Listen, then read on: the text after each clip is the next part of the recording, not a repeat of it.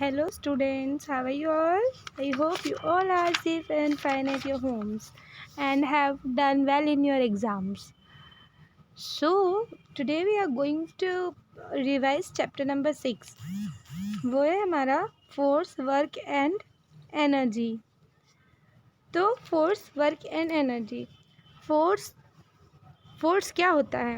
N action of पुल या push. किसी चीज़ पे पुल या पुश का एक्शन होना, उसे क्या कहा जाता है?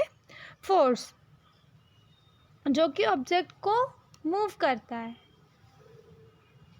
For example, pulling a table. अगर हम किसी टेबल को पुल कर रहे हैं या पुश कर रहे हैं तो हम उस पर क्या अप्लाई कर रहे हैं? फोर्स अप्लाई कर रहे हैं. और फोर्स बहुत सारी चीज़ें कर सकता है.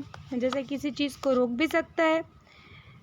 It can stop a moving object, या किसी चीज़ की डायरेक्शन चेंज कर सकता है.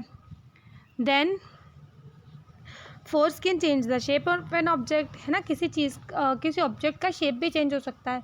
फॉर एग्ज़ाम्पल, जैसे कि आपकी मदर जब रोटी बनाते हैं, when they make rotis, what they do? They apply the force on the floor पे वो फोर्स अप्लाई करते हैं. देन उसका शेप क्या हो जाता है? चेंज हो जाता है. And there are many such examples. जैसे कि अगर बलून को हम अपने पाम से प्रेस करेंगे तो उसका शेप चेंज होने लगेगा.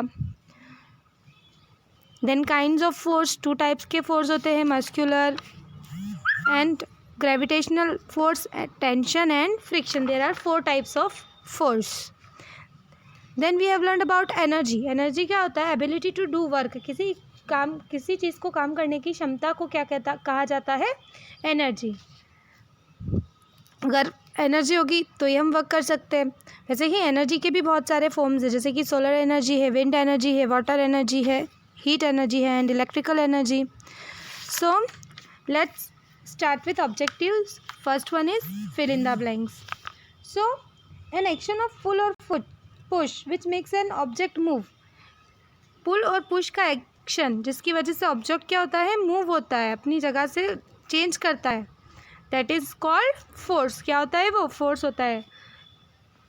Second one, the force that tries to stop a moving object. ऐसा फोर्स जिसकी वजह से ऑब्जेक्ट मूव करना बंद कर दे, स्टॉप हो जाए. That force is called friction. The force applied by human beings जो फोर्स अप्लाई करते हैं, हमारे द्वारा जब फोर्स अप्लाई किया जाता है वो फोर्स कौन सा होता है? मस्कुलर फोर्स होता है. Then force can change the direction of a moving object. Moving object से क्या होता है? फोर्स क्या चेंज करता है? डायरेक्शन. जैसे कि मान लो बैट्समैन है, ठीक है. जब बैट्समैन बैटिंग करता है तब उसके पास बॉल आता है, वो दूसरे डायरेक्शन में होता है. बट जब वो फोर्स अप्लाई करता है बैट से उस बॉल पे, तो बॉल अपना डायरेक्शन चेंज कर लेता है. So force can change the direction of a moving object. The ability to do work. काम करने की क्षमता को क्या कहा जाता है? Energy. Then next one is name the following. The energy we get from the sun. हमें सन से कौन सी एनर्जी मिलती है? Solar energy. The energy produced by the force of wind. Wind के फोर्स की वजह से कौन सी जो एनर्जी बनती है उसे क्या कहा जाता है? Wind energy. Then the energy produced by the force of falling water. जब फॉलिंग वाटरफॉल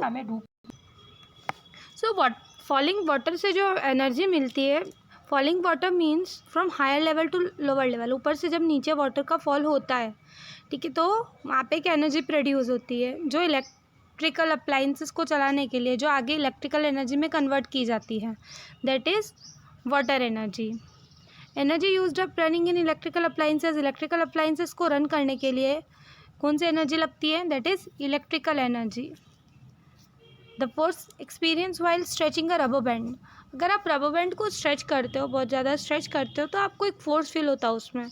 उस फोर्स को क्या कहा जाता है? Tension. Then the force by which earth pulls object towards itself. Earth अपनी तरफ सारी चीज़ों को आकर्षित करता है, खींचता है. तो उसमें कौन सा फोर्स है? That is gravitational force. So I hope you understood it till now, and if you have any doubts you can ask me in the comment section below. Thank you for watching.